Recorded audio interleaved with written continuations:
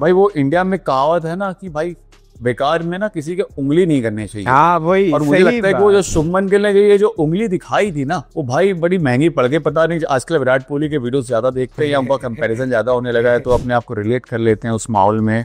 करुण नायर का वो ट्वीट मेरे भाई जो आया था ना कि उनको अभी आएगा,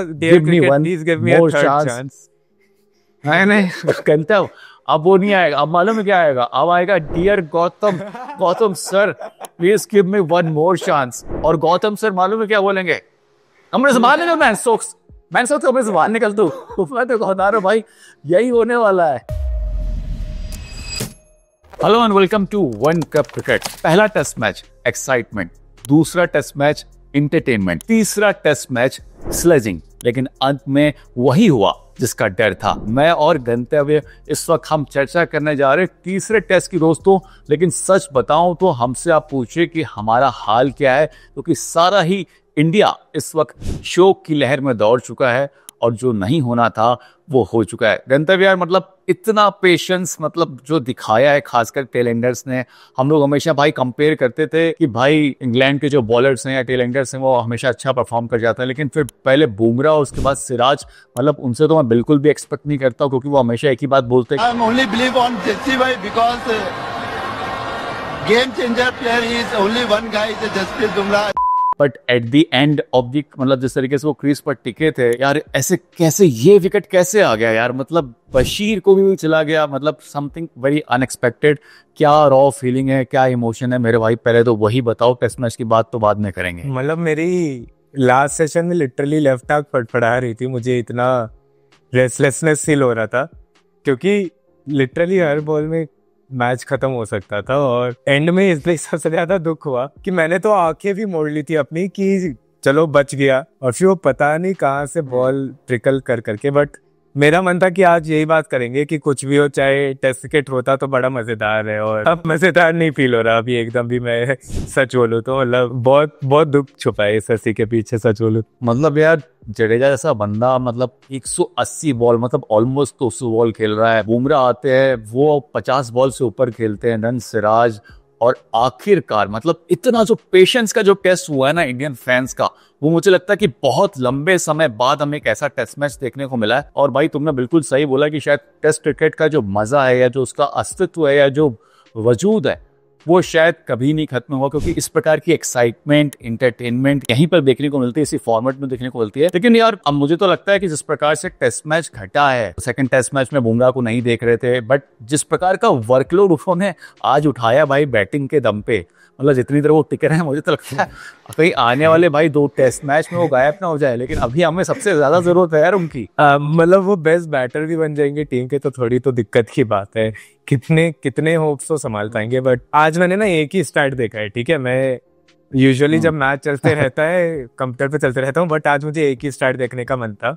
और this is rare of the rarest. हाँ रियली, मतलब मुझे याद नहीं लास्ट टाइम मैं कब इतना एक टेस्ट में एंग्रॉस्ड होऊंगा। मैंने गाबा भी देखा था, वो खैर आधी नींद में देख रहा था तो शायद इसलिए इतना एंग्रॉस नहीं था मैं। और मैंने ये साउथ अफ्रीका वाले टेस्ट भी देखे, WTC फाइनल, इतने मजेदार टेस्ट देखे, बट इतना कंज्यूम में कभी किसी टेस्ट से नहीं हुआ शायद। और जो इकलौता स्टार्ट मैंने देखा वो देखा मैंने बुमराह अपनी जिंदगी में आज मिला के 10 बार 20 से ज्यादा बॉल खेले, 9 बार वो इंग्लैंड के अगेंस्ट आए हैं। माय गॉड, इंग्लैंड को बॉलिंग नहीं करनी आती, या तो बुमराह को, या तो उनके अंदर कुछ वो कॉलोनियल हेट्रेड भरा हुआ है 70 सालों से। ये बात तो अगर कोई बात किसी स्टुअर्ट ब्रॉड से पूछे तो उनको अच्छे से मालूम है कि बुमराह को बैटिंग करने आती है कि नहीं। आई थिंक मतलब T20 आई और टेस्ट क्रिकेट में भाई अगर दोनों बार सबसे कोई महंगा ओवर गया तो वो स्टुअर्ट ब्रॉड ही थे। और कोइंसिडेंट की बात है कि भाई इंडियन बैटर ही थे। एक बार तो युवराज पाजी ने हमारे वर्ल्ड कप में ठोक दिया था, और उसके बाद 35 रन जो आए थे वो बुमराह साहब थे वहां पे उस ओवर में, हालांकि 22 के भी रन थे उसमें। बट ये बात तो भाई मतलब है कि बुमराह जब इंग्लैंड सामने होती है ना तो इनको भाई इनके अंदर कोई अलग ही कोई जादू फूंक देता है। आज मतलब वही दिख गया कि जब प्रेशर आता है तो कौन हैंडल कर सकता है कौन नहीं, और मतलब कैरेक्टर दिख गया पूरी टीम की। एक चीज बस मुझे बहुत खटकी, जो विकेट मुझे आज सबसे ज्यादा खटका है वो वॉशिंगटन सुंदर का है, क्योंकि कल मैच के बाद मैं जब ये वीडियोस वगैरह देख रहा था कुछ प्लेयर्स की प्रेस कॉन्फ्रेंस वगैरह की, तो उसमें कम से कम 3-4 अलग चीजें सुनी मैंने सुंदर से कि ये मैच तो हम पक्का ही जीतेंगे, और लॉर्ड्स में जितने की क्या बढ़िया फीलिंग होगी, मैं वेट नहीं कर सकता। और कितना मजा आएगा जब हम अगले मैच में 2-1 की लीड के साथ जाएंगे। तो जब वो बैटिंग करने के लिए वापस आए ना इनके के ऊपर भी, तो मुझे यही लगा कि आई थिंक इस गाबा में भी मतलब हमने देखा ही था उन्होंने क्या किया। तो मुझे तो पूरी वो डेजाऊ वाली फीलिंग आ रही थी कि एक कॉन्फिडेंट यंग मैन है जिनको अपनी एबिलिटी से पूरा भरोसा है, एंड इस कॉन्फिडेंस के बलबूते पे आई थिंक हम ये मैच जीत सकते हैं। उन्होंने तो कल क्लियरली बोल दिया था कि हम जीतेंगे ही मैच। तो जब वो 4 बॉल बाद वापस लौट गए ना भाई, गुस्सा तो मुझे इतना आया कि यार भाई गुस्सा मतलब आप, मुझे ये लग रहा था कि जिस प्रकार का कॉन्फिडेंस उन्होंने कल स्टेटमेंट देने में लगाया था, हालांकि उनको टीज भाई इंग्लैंड वालों ने फुल स्लेजिंग की इस बात को लेकर कि भाई लंच से पहले मैच खत्म हो जाएगा, इंडिया जीतने वाली है। और मुझे ऐसा भी लग रहा था कि भाई शायद अपने वो कुत्ते का नाम गाबा से बदल के शायद लौट सकने वाले हैं, क्योंकि लास्ट टाइम यही हमने देखा भी था। बट इंग्लैंड वालों ने सच बताओ तो यार मतलब आर्चर ने तो उनका बना दिया, बट वो आर्चर को भी फ्रस्ट्रेट कर ही दिया था ऑलमोस्ट। लेकिन यही टेस्ट मैच की खूबसूरती, आप देखिए वो जो तीसरे दिन में शाम में जो भी हुआ क्रॉली गिल वाली चीज, आई थिंक उसके कॉन्सिक्वेंसेस आज जाके मिले हैं। सुबह में ये जो आर्चर की स्पेल थी, बस आई थिंक उनके अंदर गुस्सा भरा हुआ था। वो 2 दिन से ना एकदम उबल रहे थे कि कब मुझे मौका मिलेगा, कब ये बुमराह बहुत उड़ रहे हैं, कब मुझे मौका मिलेगा ये इंडियन बैटर्स के अगेंस्ट। एंड आई थिंक आज वही देखने को मिला। इंडिया में कहावत है ना कि भाई बेकार में ना किसी के उंगली नहीं करनी चाहिए। हाँ वही। और मुझे लगता है कि वो जो शुभमन गिल ने ये जो उंगली दिखाई थी ना, वो भाई बड़ी महंगी पड़ गई। पता नहीं आजकल विराट कोहली के वीडियोस ज्यादा देखते हैं या उनका कंपैरिजन ज्यादा होने लगा है, तो अपने आप को रिलेट कर लेते हैं या फिर वो मे भी जानबूझ के वो कैरेक्टर प्ले करना चाहते हैं अपनी टीम को, मतलब हैम्प अप करने के लिए। क्योंकि अगर उनमें इतना इनेट अग्रेशन भी नहीं है तो आई थिंक एक तो प्रेशर के कारण भी आधी इमोशंस अपने आदमी कंट्रोल नहीं कर पाता है। क्योंकि अगर आप आज एंड में भी देखें ना, तो आई थिंक सिराज बुमराह दोनों के साथ एक इंस्टेंस था जब वो last ball of the over में बेमतलब सिंगल भाग गए। मतलब पूरी जडेजा जिंदगी अपनी दाव पे लगा रखे कि यार तुम 2 बॉल से ज्यादा नहीं खेलो एक ओवर में, but emotions get the best of everyone I think. And वो इमोशन से दोनों बह के वो एंड में 1 रन ले लिया था। बट मैं वही कह रहा हूँ कि अगर ये सारी चीजें गंतव्य थोड़ा पहले हो जाती है, 50 रन पहले, तो शायद इंडियन फैंस के लिए ना वो डाइजेस्ट करने वाली चीज हो जाती है। मतलब हम मान जाते हैं, लेकिन यार इतना पेशेंस का टेस्ट, ओ मेरे भाई, मतलब पेशेंस तो ऐसा लग रहा था। तो मुझे स्टोक्स की बॉलिंग देख के भी हो रहा था थोड़ा, सच बताऊं तो, क्योंकि कौन करता है यार 11 ओवर 1 स्पेल में, मतलब मशीन है क्या वो। और ये वही स्टोक्स है जो अभी 3 साल से बॉलिंग नहीं कर पा रहा था क्योंकि वो इतनी इंजरी से गुजर चुका था। और दिसंबर में सर्जरी हुई है बंदे की। मालूम है गंतव्य क्या हुआ है? स्टोक्स को मालूम चल गया था कि इंडिया में ना मेरा नाम हर बात पे लिया जाता है, और खासकर कोहली जो है ना मेरा नाम बहुत लेता है। इस बात से वो इरिटेट था भाई। नेगेटिव लाइट में तो बहुत हो गया, अब मैं दिखाता हूँ असली। अब तुम बोलोगे मेरा नाम, बट फील भी करोगे मेरा नाम, बट थोड़े गुस्से का नेचर डिफरेंट होगा थोड़ा। आई थिंक जब जडेजा और सारे लोग बैटिंग कर रहे थे, बुमराह थे, फिर सिराज थे, तो ब्रेंडन मैककलम भी वहां बैठे बैठे बार बार ना बेन स्टोक्स का नाम लिए जा रहे थे। भाई क्या कर रहे हो, खत्म करो बेन स्टोक्स। लेकिन भाई वो पारी बढ़ती जा रही थी, हर ओवर में एक सिंगल आ रहा था, 5-6 ओवर बाद एक गलती से बाउंड्री आ जा रही थी। फिर मुझे लगता है कि इंग्लैंड वालों ने देखा कि भाई एक बाउंसर पे बुमराह बहुत ज्यादा जो है लालची हो रहे हैं, इनको लगातार बाउंसर करते हैं, और आखिर वही हुआ। सिराज भी लालची हो रहे थे, सिराज आ गए, वो तो बस किस्मत उनकी साथ दे रही थी। और ये तो भाई बड़ा एपिक मोमेंट था। बट एक ऑन ए सीरियस नोट अगर गंतव्य मैं पूछूं कि भाई जैसे सारे फैंस सुन रहे होंगे कि आखिर हम मैच कहाँ पर आ रहे हैं, मुझे लगता है कि वो जो मोमेंट आया था शुभमन गिल और जैक क्रॉली वाला थर्ड डे के लास्ट गेम के मोमेंट पे, उसके बाद फिर 4th डे आता है, और जितनी स्लेजिंग हमने पूरे मतलब अपने पहले 2 टेस्ट मैच अगर देखे हो तो बड़े फ्रेंडली वे में निकले थे। ऐसा लग ही नहीं रहा था कि कोई प्लेयर रिस्पेक्ट कर रहे थे, एग्रेशन दिख रहा था, बट ऐसा नहीं। बट 3rd टेस्ट मैच के 3rd डे के लास्ट में जो होता है, उसने मुझे लगता है कि पूरा पासा पलट दिया। और खासकर उसका सबसे ज्यादा जो असर दिखा वो शुभमन गिल पर दिखा। मतलब जो बंदा डबल सेंचुरी मारकर आ रहा था, जिसने मतलब 5 पारियों में 6 पारियों में भाई 600 से ऊपर रन बना दिए, जब वो बैटिंग करने आते हैं तो उनका स्टांस देखो कि जितनी बॉल वो अपने क्लोज खेल रहे थे, बैट के नीचे खेल रहे थे, मतलब सडनली उनका स्टांस जो होता है या जो बॉल वो खेल रहे थे वो चेंज हो जाता है, उनके पैर और बैट के बीच में गैप आ जाता है। 2 चीजें, पहले तो मेरे को लगता है कि ये जो तीसरे दिन जो हुआ उसके बिना इंग्लैंड 192 में ऑल आउट होती क्या उसके बिना, क्योंकि स्पेशली जो मोहम्मद सिराज है, मैं बहुत बार बोल चुका हूँ, उनको वो कॉन्फिडेंस बॉलर है, वो मोमेंट्स पे थ्राइव करते हैं थोड़ा। तो अगर शायद वो नहीं हुआ होता तो क्या पता इंग्लैंड भी 192 पे ऑल आउट नहीं हुई थी। और ये जो आप गिल वाली बात कह रहे हैं, I think more than the third day वो चेज वाली चीज है। क्योंकि अनुपम आप ही बताइए कि आपको गाबा के अलावा रिसेंट मेमोरी में कौन सी एक इंडिया की टेस्ट चेज याद है जो अंडर प्रेशर उन्होंने की हो, या फिर जहाँ पे मैच के तीनों पॉसिबिलिटीज थे फोर्थ इनिंग्स में और India actually goes on to win? क्योंकि लिटरली मुझे एक मैच याद नहीं आ रहा, एक चेज याद नहीं आ रहा मुझे। इंडिया के अगेंस्ट बहुत चेज याद आ रहे हैं। ऑस्ट्रेलिया के चेज पिछले बीजीटी में, साउथ अफ्रीका वो जो उसके पिछले वाले में, हाँ साउथ अफ्रीका वो जो, बट आई थिंक वही एक चेज कर ली थी, कुछ बबूमा और एल्गर ने रन मार दिए थे। बट इंडिया के खुद के चेज कहाँ है? And I think at this point तो हमको थोड़ा खुद पे देखना चाहिए, क्योंकि जितनी भी अच्छी पिच थी और जितनी भी कमेंडेबल इंग्लैंड की बॉलिंग थी, 193 तो चेज इस डेक पे हो जाना चाहिए था, specially with the way Jadeja batter. मैं वही कह रहा था गंतर कि हम लोग माने ना माने, बट वो थर्ड डे पे जो हुआ और उसके बाद जिस प्रकार का स्लेजिंग और जो कल्चर इंग्लैंड ने अपनाया है ना, मतलब लॉर्ड्स का जो मैदान होता है ना, वहाँ पे जो क्रिकेट फैंस भी आते हैं ना या इंग्लिश मैन भी आते हैं, वो जेंटलमैन बन के आते हैं, वो सूट पहन के आते हैं, बड़े हर अगर कोई प्लेयर 5 या 10 रन भी बनाता है ना तो उसको प्रेज करते हैं। इट्स नॉट लाइक लीड्स या बर्मिंघम। अनुपम और ऐसे झूठ नहीं बोलते हम, ठीक है? मतलब भाई 2023 एशेज भूल गए, पूरा सिनेरियो चेंज हुआ है। 2023 एशेज में बेयरस्टो के रनआउट के बाद क्या हुआ था, आप भूल गए क्या? जो ये लोग और मैं एक और चीज याद दिला दूं, अब आपने मेरी थोड़ी खुन्नस जगा दी है तो मैं एक चीज बोल देता हूँ। 2019 एशेज में मुझे याद है जब कोइंसिडेंटली आर्चर का जो आखिरी मैच था लॉर्ड्स में, जब उन्होंने वो बाउंसर मारा था स्मिथ के सर पे और स्मिथ वॉक ऑफ कर गए थे। फिर जब वो वापस आए थे ना, 1-2 विकेट गिरने के वापस आए थे, हाँ जी। तब जब वो वापस आ रहे थे, पूरे लॉर्ड्स ने उनको बू किया था।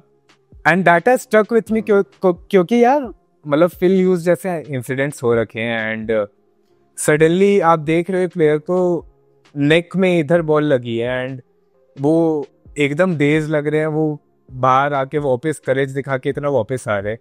तो these are the stories you should celebrate. And वैसे में बू करना तो आप चाहे कुछ भी बोल लो, मैं अग्री कर लूंगा। मैं इंग्लैंड को भी बहुत दाद दूंगा कि इतनी जो स्लेजिंग वगैरह हुई उसके बाद भी जब मैच खत्म हुआ तो सब जाके सिराज और जडेजा से आके हाथ मिलाए। एंड ब्रुक भी बहुत चपर चपर कर रहे थे आज, उन्होंने एनकेआर को भी बोला कि यार ये सनराइजर्स, एक तो पता नहीं ब्रुक सनराइजर्स हैदराबाद में नहीं है हम ये बोल के क्या स्लेज कर रहे थे एनकेआर को। आई थिंक जितने एनकेआर के 50s एसआरएच के लिए ब्रुक के उतने क्या ही बोलूं मैं, एवरेज से ब्रुक की एवरेज से एवरेज जितने 50s हो गए होंगे अब तक। नंतर वो तो हम लोग भी सोच रहे थे ना कि ये वही बंदा है, जोफ्रा आर्चर वही बंदा है जो अभी राजस्थान रॉयल्स से 76 रन मोस्ट एक्सपेंसिव स्पेल फेंक के आया है। 2021 से मेरे भाई खेला नहीं है, 4 साल बाद आ रहा, लेकिन हुआ 4 साल में उन्होंने एक फर्स्ट क्लास मैच खेला जो अभी टेस्ट के जस्ट पहले खेला था और 16 ओवर करी थी। तो मुझे लगा था कि अगर आर्चर बॉलिंग कर भी रहे इस मैच में तो थोड़ा मतलब मार्क वुड टाइप सोल होगा उनका कि उनको 4-4 5-5 ओवर की बर्स्ट दे देंगे। बट उन्होंने फर्स्ट इनिंग्स में 23 और इस इनिंग्स में 16 40 ओवर की है मैच, इट इज कमेंडेबल। और ये बोलते बोलते मुझे ये दिख गया कि 75 में से 24 ओवर बेन स्टोक्स ने डाले इस इनिंग्स में। मतलब sorry keep coming back to this, but मेरे मुंह से बार बार ये बेन स्टोक्स बोले बड़ी दिक्कत होती है, बट भाई सैल्यूट है। मतलब जो कैप्टनसी उन्होंने दिखाई है, जिस प्रकार से बॉलिंग में आके, आई मीन मुझे ध्यान, एक प्रेस कॉन्फ्रेंस हो रही थी तो वहां पे एक प्रेस रिपोर्टर ने पूछा था कि are you worried about your batting because you are not scoring runs. But भाई उस बंदे ने जो जवाब दिया कि मुझे इससे कोई फर्क नहीं पड़ता, बॉलिंग से जो बंदा कर रहा है, जो कैप्टनसी उन्होंने दिखाई है, जो रिव्यूज लिए हैं वो कमेंडेबल थे। और आई थिंक स्लेजिंग वाला जो पार्ट हुआ, मुझे लगता है कि वो एक बड़ा क्रूशियल पार्ट था इस गेम का, जहां पर ये पूरा गेम जो है टर्न आउट हो गया and it became like war जो होती है ना, बैटल वॉर जो होती है, वो हमें देखने को मिला। बट वहां पर बात यही थी कि लास्ट स्टेज बेटर प्रेशर को वो सोक कौन करता है। हमें पहले देखा है इंडिया की ओर से, बट आई थिंक वहां पर हम थोड़ा चूक गए। लेकिन लास्ट में जो उम्मीदें जगाई जडेजा ने, फिर बुमराह ने और उसके बाद सिराज ने, सबको ये लग रहा था कि शायद हम इस मैच को अभी भी जीत सकते हैं। बट अनफॉर्चुनेटली वो हुआ नहीं। बट ठीक है, क्रिकेट में यार देखो कोई ना कोई एक दिन तो ऐसा होगा ही जो आपके फेवर में नहीं जाएगा, इसीलिए कहते हैं कि हमें सेशन दर सेशन मैच जीतने होते हैं। बट अनफॉर्चुनेटली वो डे नहीं था और जिस तरीके से डिसमिसल हुआ सिराज का, आई थिंक सारे इंडियन फैंस बहुत मायूस हुए होंगे कि भाई ऐसा तो नहीं हमें आउट देखने को मिलता। बट ठीक है, अब आगे की बात कर लेते गंतव्य की। भाई अब सीरीज में इंग्लैंड वापस से 2-1 की बराबरी पे पहुंच चुकी है।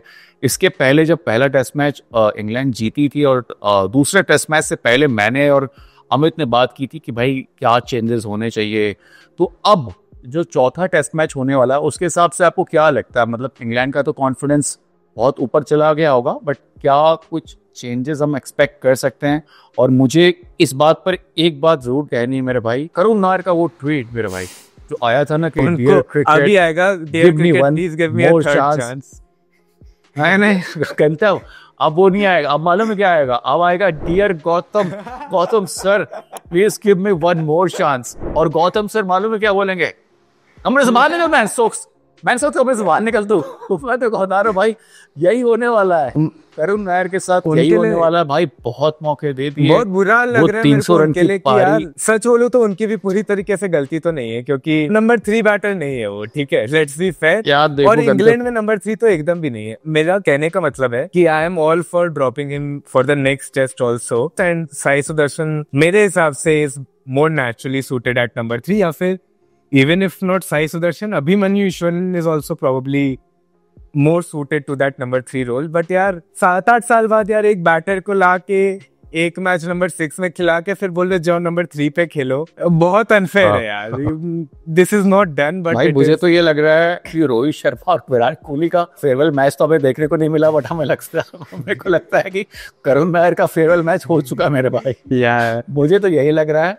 और शायद देखो मतलब बड़ा बुरा लगेगा, but to be very frank अब हम उस मोड़ पे हैं कि भाई जहाँ पर गौतम गंभीर का भी जो पोर्टफोलियो है ना वो बड़ा गंदा हो चुका है, बड़ा खराब हो चुका है।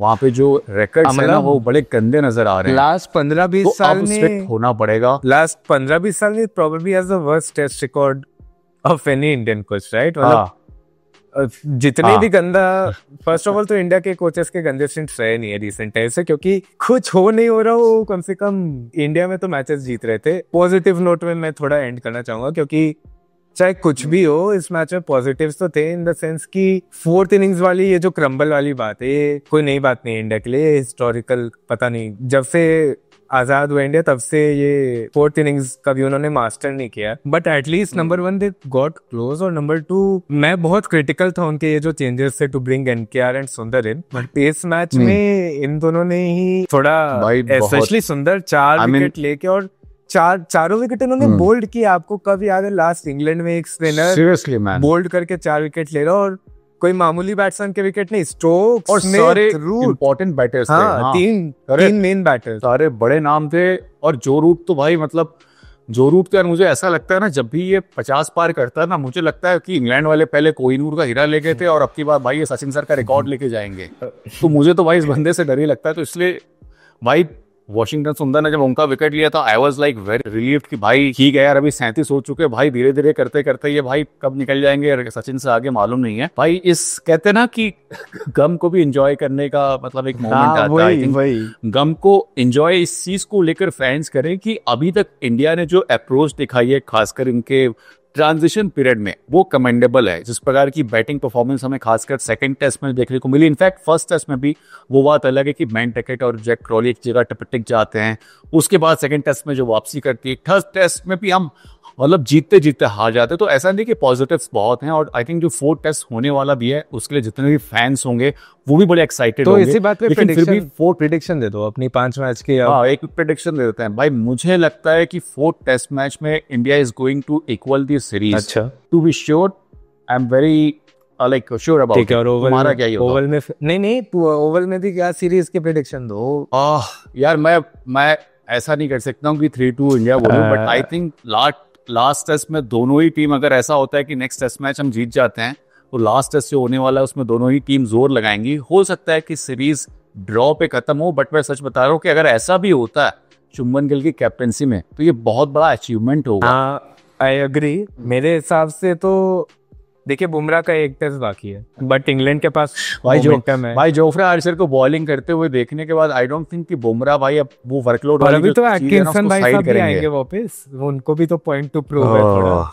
अभी आप इसके बाद देखिए एशेज आएगी, और जिस हिसाब से कार्स आर्चर बोल कर रहे हैं एटकिंसन को टेंशन तो हो गई होगी कि यार मैं वो एशेज प्लेन में बैठ तो पाऊंगा ना। तो मेरे हिसाब से बट ठीक है, ये सब बातें हम करते रहेंगे। अब मुझसे और बोला नहीं जा रहा है, मैं बस प्रेडिक्शन के लिए बोल देता हूँ England India will the next test for sure, ठीक है, क्योंकि फिफ्थ टेस्ट तक जाएगा, लास्ट डे लास्ट बॉल में ये फिफ्थ टेस्ट डिसाइड होगा और ओह माय गॉड, और इंडिया जीतेगी क्योंकि ओवल है। तुम बस से मेरा प्रेडिक्शन है। गंतव्य का प्रेडिक्शन जो है ना भाई, लंदन की बैटिंग की तरह है। हम हारे आज और 2-1 डाउन गए, अब इसी तरह लंदन के दूसरे हिस्से में हम जीतेंगे और 3-2 होगा और हम चेज कर रहे होंगे और जडेजा विनिंग रन्स मारेंगे to come full circle. Wow, मतलब तुम्हारी भाई जो प्रेडिक्शन है ना वो भी जडेजा की बैटिंग की तरह ही है। मतलब लास्ट टेस्ट मैच के लास्ट डे पे लास्ट विनिंग रन भी जडेजा ही मारेगा।